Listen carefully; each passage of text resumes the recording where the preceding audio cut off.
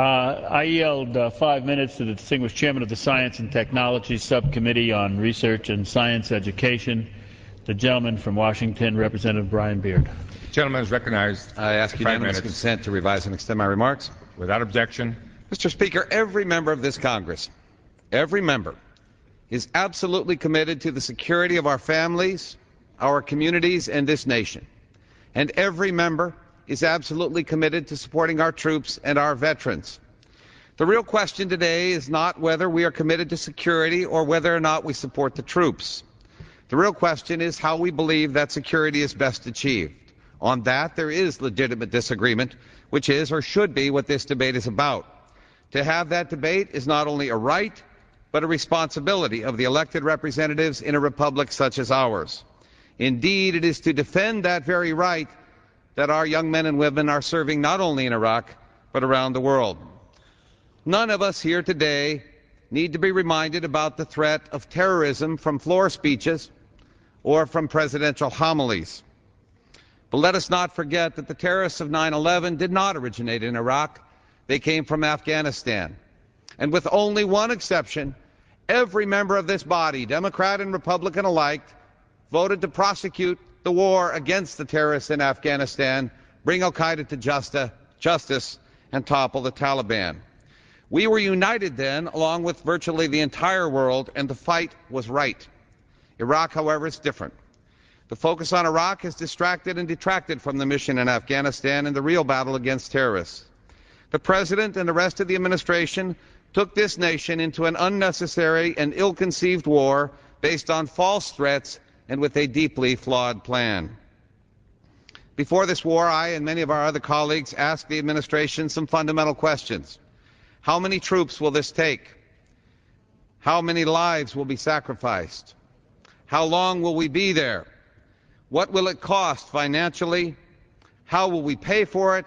And how will this impact our security profile elsewhere in the world? The fact is, this administration has never answered any of those questions fully or honestly. Never. Either they know the answers and refuse to say them, which is duplicitous, or they do not know the answers, which is incompetent. Sadly, it appears a little of both is operating. I voted against this war from the outset and believe to this day it was the right vote.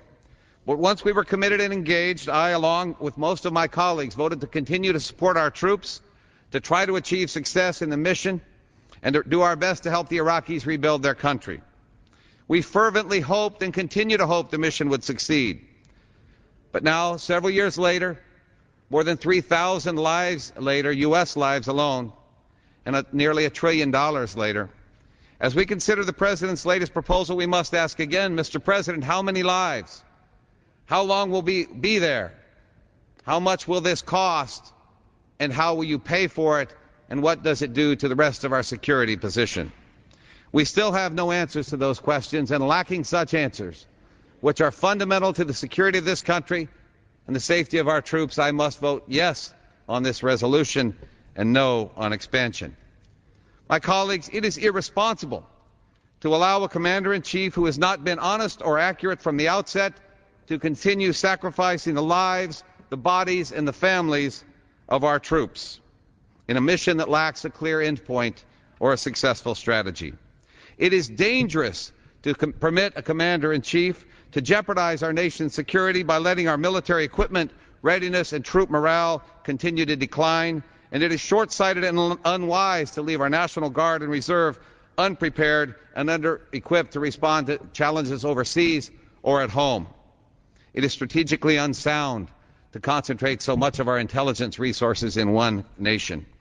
It is unsustainable for our economy to keep pouring billions of dollars every week into this ill-conceived plan and to pile debt upon our children with no strategy for paying it back. It is a breach of trust to not fund the needs of our veterans when they return home.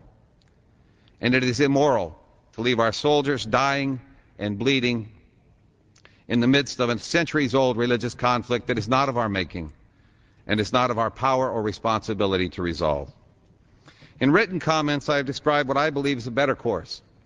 Some of our friends have said there are no plans. I've offered a plan, and I urge you to look at it.